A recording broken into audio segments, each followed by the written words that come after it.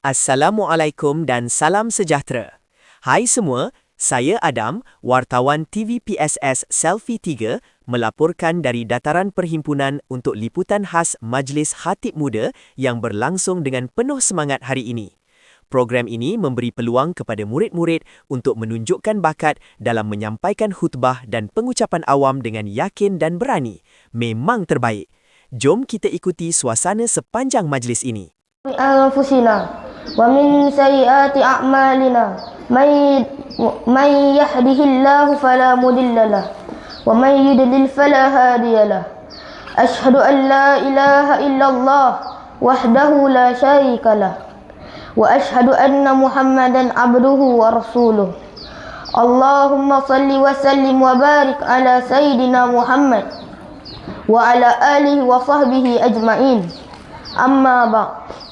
Hadirin yang dihormati sekalian, Alhamdulillah, segala puji bagi Allah Subhanahu wa Ta'ala, Tuhan semesta alam. Selawat serta salam ke atas junjungan teragung Nabi Muhammad sallallahu alaihi wasallam dan ke atas ahli keluarga serta mereka yang mengikuti jejak langkah baginda sallallahu alaihi wasallam hingga ke hari kiamat.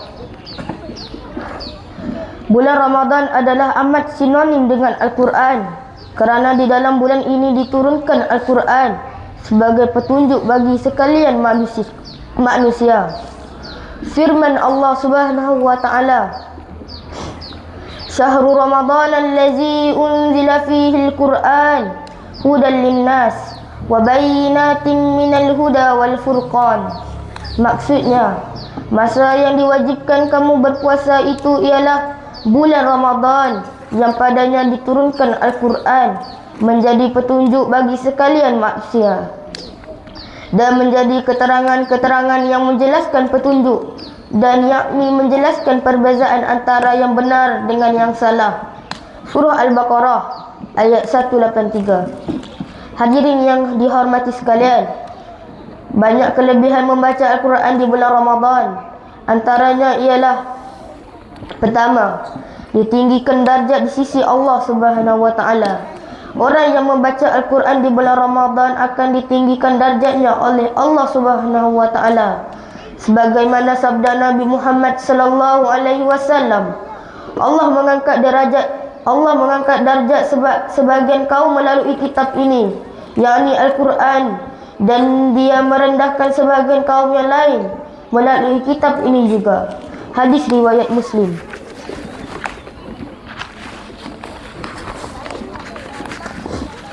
Kedua, memberi syafaat pada hari kiamat. Membaca Al-Quran dapat membawa kebaikan dan kemuliaan pada hari kiamat. Sebagaimana hadis ini menyatakan bahawa bacalah ayat-ayat Al-Quran kerana sesungguhnya pada hari kiamat akan datang memberi syafaat yang baik kepada pembacanya. Hadis riwayat Muslim. Ketiga, mendapat pahala yang berlipat ganda. Satu lagi fadilah yang akan anda perolehi dari tadarus Al-Quran di bulan Ramadan ialah mendapat pahala yang berlipat ganda.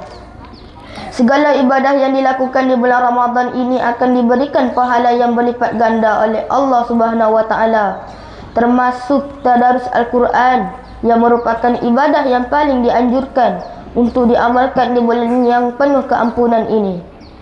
Keempat, dilindungi malaikat. Apabila melakukan tadarus Al-Quran, orang yang membacanya akan mendapat perlindungan malaikat.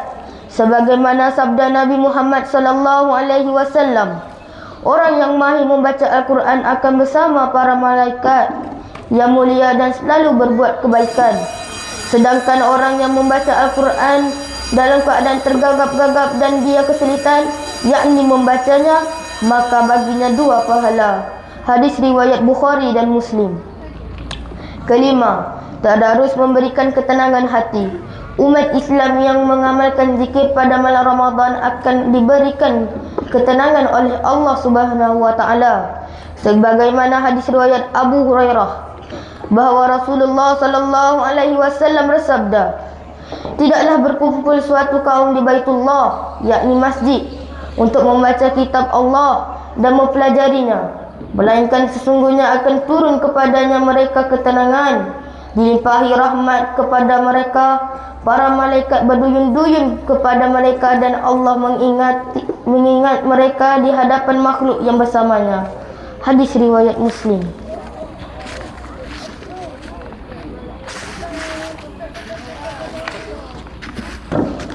Oleh itu, hendaklah kita berusaha bersungguh-sungguh untuk mengikut Rasulullah sallallahu alaihi wasallam dan para salaf dalam memperbanyakkan bacaan Al-Quran sehingga khatam, bahkan lebih daripada sekali jika mampu.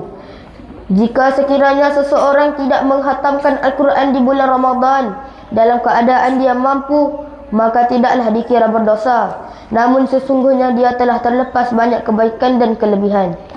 Barakallahu li wa lakum fil Qur'anil Aziz wa nafa'ini wa ikum bima fihi minal ayati wa zikril hakim wa taqabbala minni wa minkum tilawatah innahu huwas samiul alim. Aqulu qawli hadha wa astaghfirullahal azim wa likum wa lisairil muslimina wal muslimat wal mu'minina wal mu'minat fastaghfiruh faya fawzal mustaghfirin wa ya najatat taibin.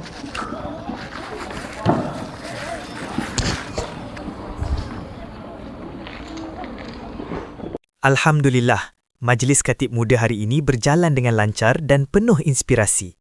Semoga program seperti ini akan terus diadakan untuk mencungkil lebih banyak bakat hebat di sekolah kita. Saya Adam, wartawan TVPSS Selfie 3, mengakhiri liputan kali ini. Terima kasih kerana bersama kami. Assalamualaikum dan jumpa lagi.